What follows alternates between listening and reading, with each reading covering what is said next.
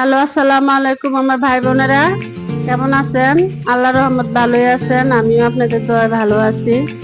এই যে গাছের সবজিগুলা তুলছিলাম, বেগুনগুলা। আজকে বেগুন দিয়ে তেলাপিয়া মাছ দিয়ে রান্না করব। এই যে দেখুন,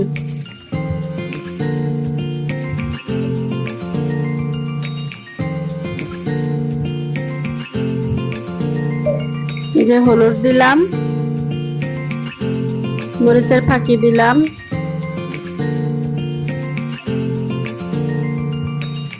ধনিয়ার ফাঁকি দিলাম, আর সামান্য পরিমাণ জিরার ফাঁকি।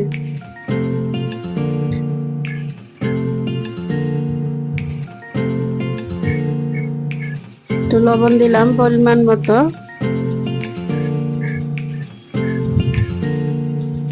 হালকা করে কষিয়ে নিব মশলাটা।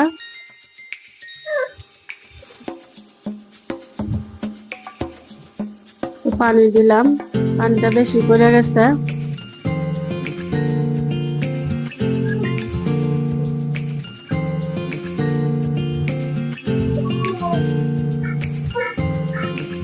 এখন আলু দিব, আলুটা হালকা করে ভেজে নিছি। বেগুন আর আলুটা হালকা করে ভেজে নিছি।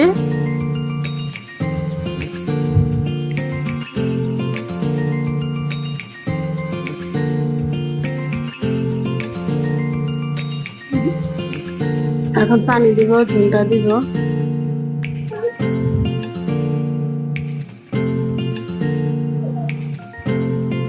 মাছটাও দিয়ে দিব।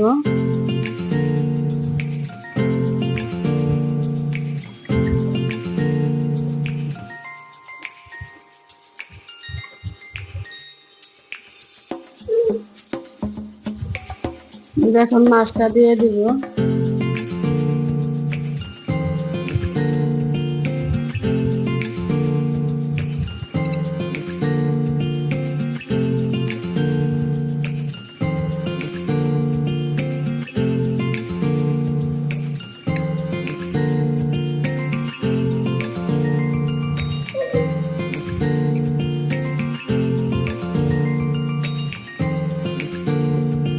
যে তরকারিটা প্রায় হয়ে আসছে, এই যে প্রায় হয়ে আসছে আমার তরকারি। একটু ধনিয়ার ফাঁকি দিলাম, জিরার ফাঁকি।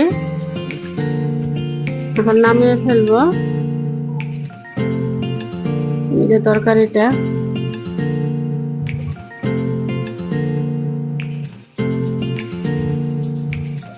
এই যে আমার তরকারিটা হওয়া শেষ। এখন আমি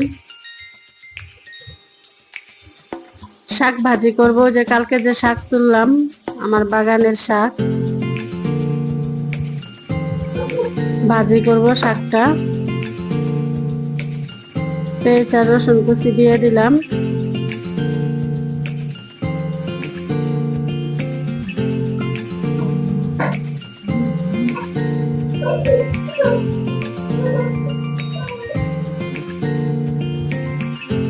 হালকা লাল হইলে শাকটা দিয়ে দিব।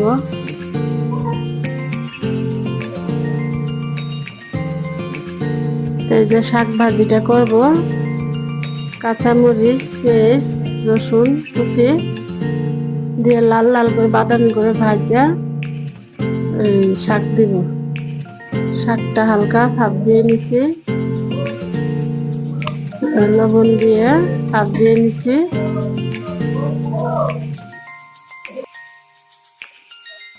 এখন শাকগুলা দিয়ে নিব। আমার ছাদের শাক, এগুলা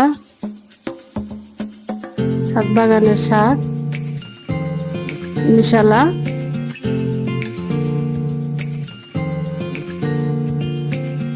ভাজি করব ঝরঝরা করে।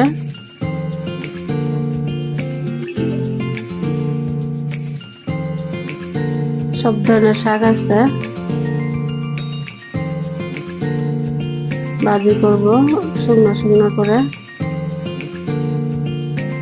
আমার ভাজিটা হয়ে আসছে প্রায়।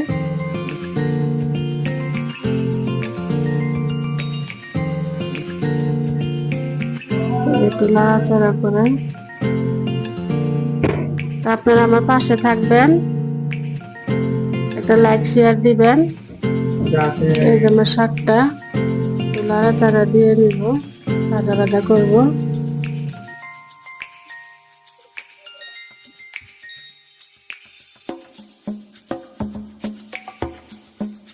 ঝরঝরা করব।